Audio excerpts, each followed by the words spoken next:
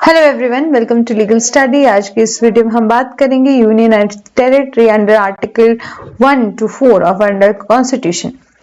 इससे पहले मैं आपको बता दूं, ये हमारा यूट्यूब चैनल है, आप इसको ज्वाइन कर सकते हैं लीगल स्टडी विद पूजा के नाम से, जहां हमने ज्यूरिस्प्रूडेंस को कंप्लीट कवर कर लिया है। टोटल 28 वीडियो में हमने ज्यूरिस्प्रूडेंस हर एक टॉपिक को डिस्कस किया है, चाहे आप बात कर ले डेफिनेशन की, इंट्रोडक्शन की, सोर्सेस की, या तो आप बात कर ले स्कूल की और सोर्सेज की, concept of right and duty, सभी को, लॉ एंड मोरालिटी सभी को कवर किया है। यदि आपने इन वीडियो को नहीं देखा होगा तो देख सकते हैं।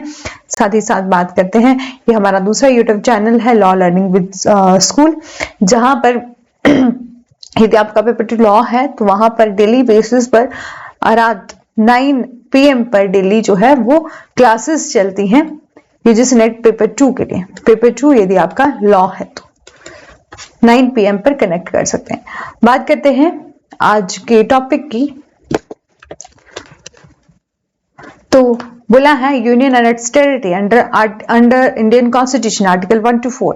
यूनियन एंड इट्स टेरिटरी मतलब संघ और उसका क्षेत्र, मतलब हमारी जो यूनियन है और हमारी यूटीज टेरिटरी की बात करी गई है। तो part 1 of the Indian constitution जो कि बात करता है आर्टिकल 1 to 4, जो कि डील करता है union as well as its territory कि संघ के साथ साथ इसके क्षेत्र से भी संबंधित है। इंडिया, जिसको हम क्या कहते हैं, यूनियन ऑफ स्टेट कहते हैं। Even through the constitution of India में फेडरल इन स्ट्रक्चर है। आप जानते हैं कि भारत का संविधान जो है संरचना में एक संघीय क्षेत्र है, संघीय है। डॉक्टर BR अम्बेडकर ने रीजन बताया है इसका, reason given by doctor BR Ambedkar, he prefer the union of state over the federation of state for the 2 reason. ठीक है, जहां पर उन्होंने कहा है 2 कारणों से राज्यों के संघ पर राज्यों का संघ को भी प्राथमिकता दी है। भारतीय जो हमारा Indian federation is not the result of agreement, बोला है जो हमारा भारतीय संघ है, इंडियन फेडरेशन है, ये किसी भी एग्रीमेंट का रिजल्ट नहीं है among the state like American federation. ठीक है, बोला है right to secede from the federation is not available to the state.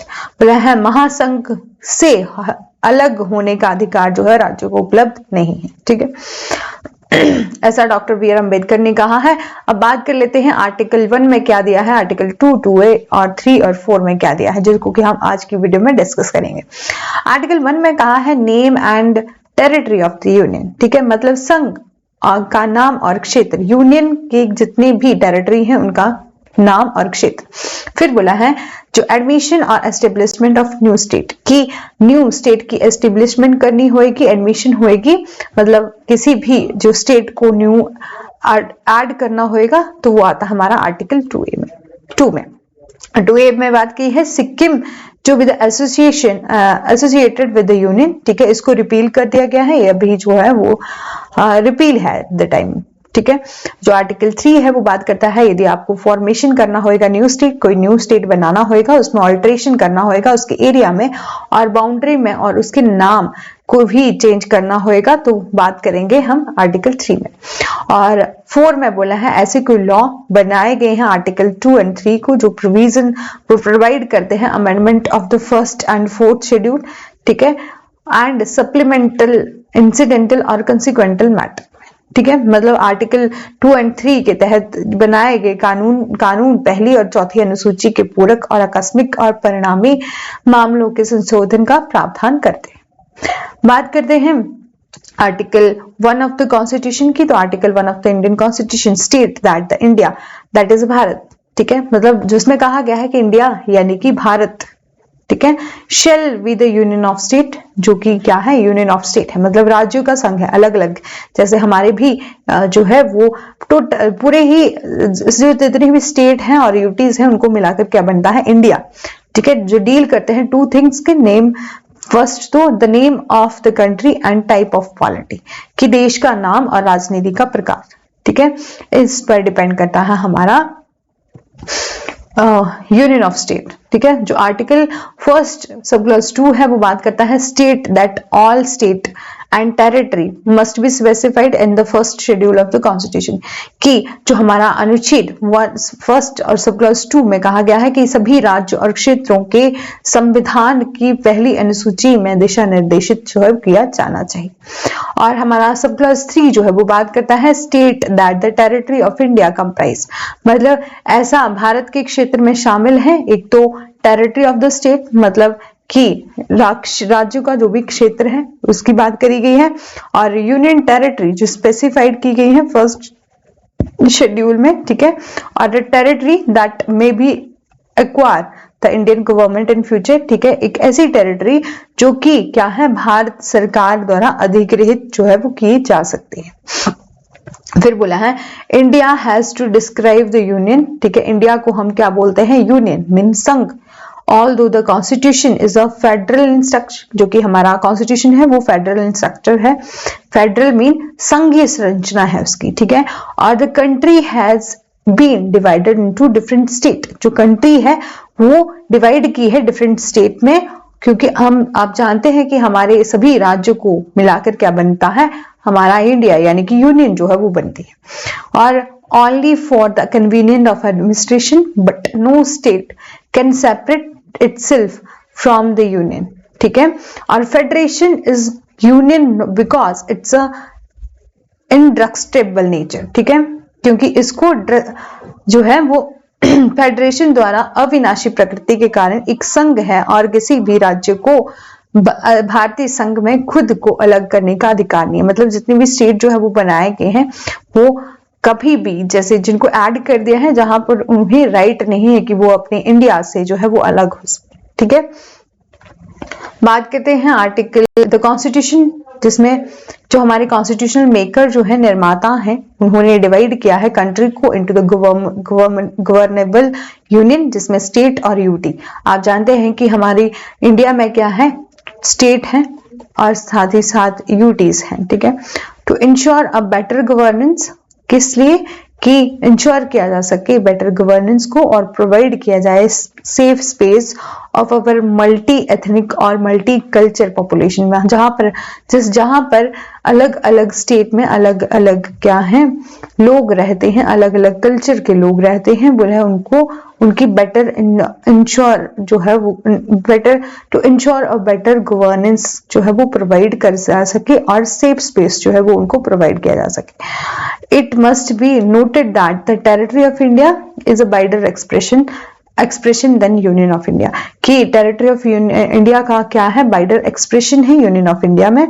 Union of India जिसको कि कहा गया है all the state in the India part of the union of India, की जितनी भी स्टेट है, यूनियन ऑफ इंडिया का क्या मतलब है कि जितनी भी स्टेट है वो पार्ट है किसका, यूनियन का।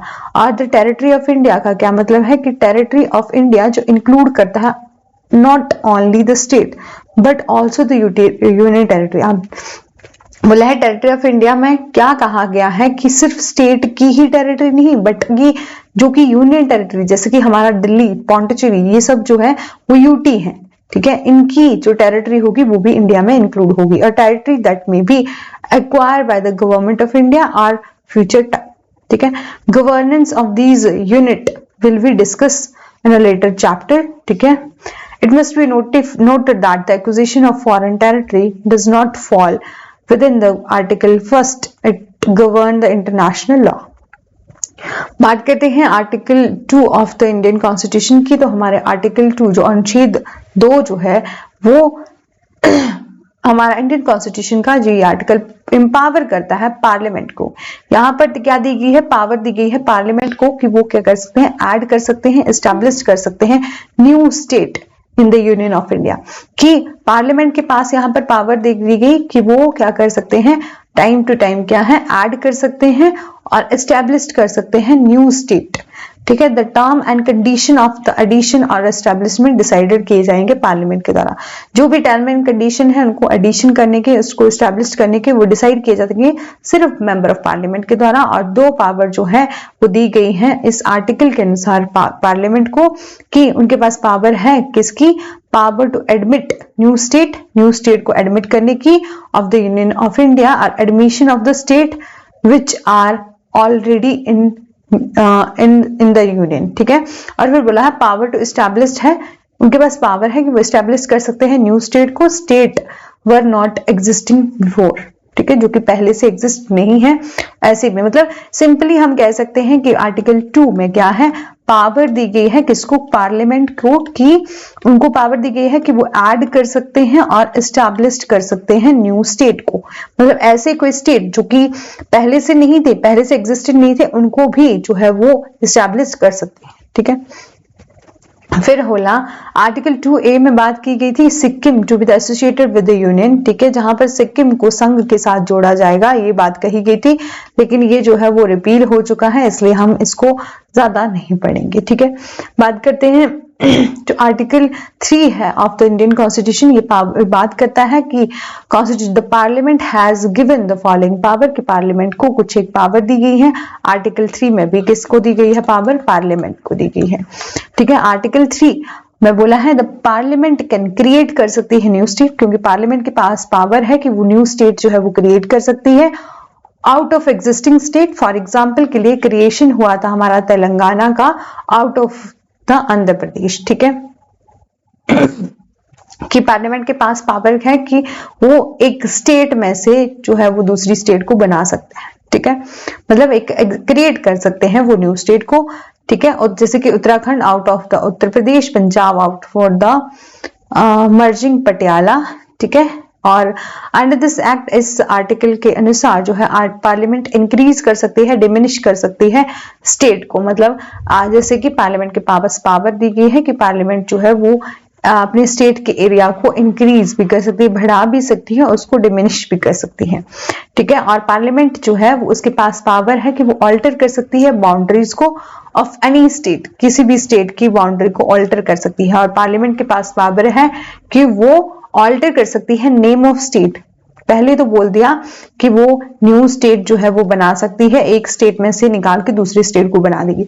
फिर बोला कि उसके पास पावर है कि वो इंक्रीज कर सकती है और डिक्रीज कर सकती है एरिया को। और फिर बोला कि पार्लियामेंट के पास क्या है, पावर है कि वो ऑल्टर कर सकती है बाउंड्रीज को, और पार्लियामेंट के पास पावर क्या है कि वो ऑल्टर कर सकती है नेम ऑफ द स्टेट को।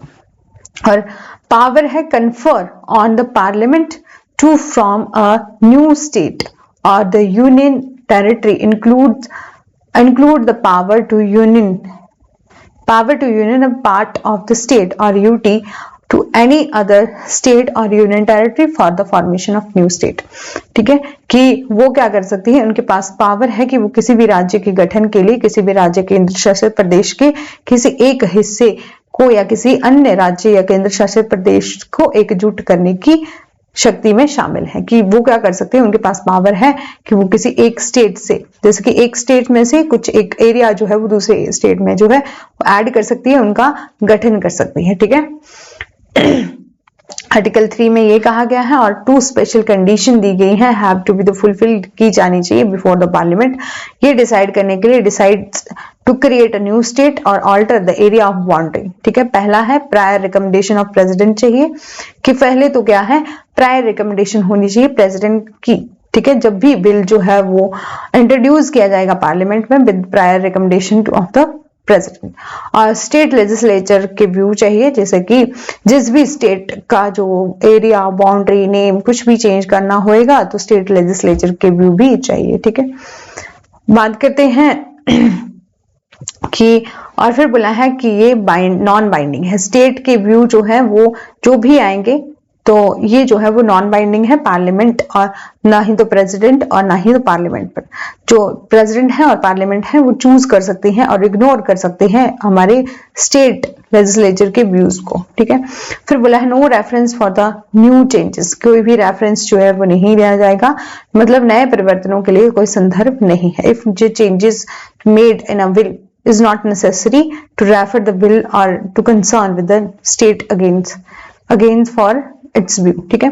फिर बोला है provision in case of the union territory, क्या प्रोविजन है यदि बात करते हैं यूटी की, तो बिल इज रिलेटेड, यदि बिल जो है वो रिलेट करता है यूटी से और स्टेट लेजिस्लेचर से, in such as a Delhi Pondicherry and the movement and no reference to need to be made this legislature for its view and on a bill, ठीक है।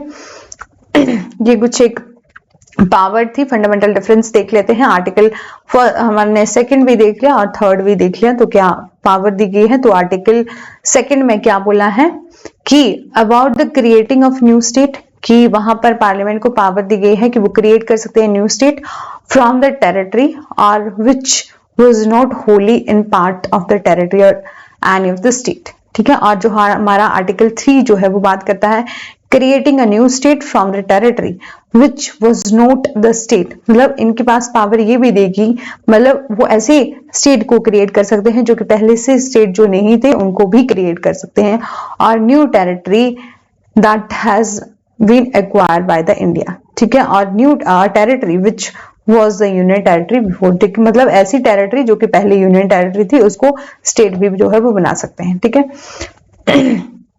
जो हमारी territorial integrity of the state है is not important to subject the parliament legislation, it can be easily understood that integrity of the union of India more important the territorial integrity of the constituent state। ठीक है, मतलब जो राज्य की क्षेत्रीय अखंडता जो है वो महत्वपूर्ण नहीं है क्योंकि संसदीय कानून जो हमारा पार्लियामेंट्री लेजिस्लेशन है उसके अधीन है। यह आसानी से समझा जा सकता है कि भारत संघ को अखंडता अपने घटक राज्य की क्षेत्रीय और अखंडता से के लिए महत्वपूर्ण है। ठीक है, बात कर लेते हैं हमारे लास्ट आर्टिकल की, article 4 of the Indian constitution, जिसमें बोला है कि लॉ जो है वो मेड किया जाएगा अंडर आर्टिकल, कोई भी यदि कोई लॉ बनाया जा रहा है आर्टिकल 2 and 3, ठीक है, अनुच्छेद 2 और 3 के तहत कोई भी कानून जो है वो बनाया जा रहा है वो amend for provided for the amendment of first and fourth schedule or supplementary incidental or consequential matter, इनको भी 2 पार्ट में डिवाइड किया गया है। कोई भी लॉ जो कंटेन करता है provision article 2 and 3 shall contain the provision of the amendment of first schedule and the fourth schedule which shall be necessary। बोला है कि इसके तहत कोई भी प्रावधान जो बनाया जा रहा है में पहली अनुसूची और चौथी अनुसूची के संशोधन के लिए प्रावधान होंगे जो आवश्यक होंगे। और सेकंड में बोला है नो सच लॉ जो कि मेड किए गए हैं under the article shall be considered as the amendment under article 368। बोला है इस अनुच्छेद के तहत जो है वो बनाई गई ऐसी कोई भी विधि जो आर्टिकल 368 के तहत संशोधन के रूप में नहीं मानी जाएगी। इसी के साथ हमारा जो आज का सेशन था वो कंप्लीट हो चुका है। यहाँ सिर्फ बोला है कि स्पेशली पावर जो है जैसे कि पार्लियामेंट को दी गई है आर्टिकल 3 में भी और आर्टिकल 2 में भी कि वो क्या कर सकते हैं, न्यू स्टेट को बना सकते हैं, उनकी जैसे कि इस्टेब्लिश कर सकते हैं न्यू स्टेट को और एडमिट कर सकते हैं new state union of India. ठीक है, और आर्टिकल 3 में भी यही पावर दी गई है कि वो अल्टर कर सकते हैं। आर्टिकल 3 की पावर थोड़ी सी ज्यादा दी गई है कि वो अल्टर कर सकते हैं, बाउंड्रीज को पावर है उनके पास, अल्टर कर सकते हैं वो नेम ऑफ द स्टेट को। इसी के साथ यदि आपको आज का सेशन अच्छा लगा है, ये वीडियो अच्छी लगी है तो लाइक कर दीजिएगा, शेयर कर दीजिएगा, सब्सक्राइब कर दीजिएगा।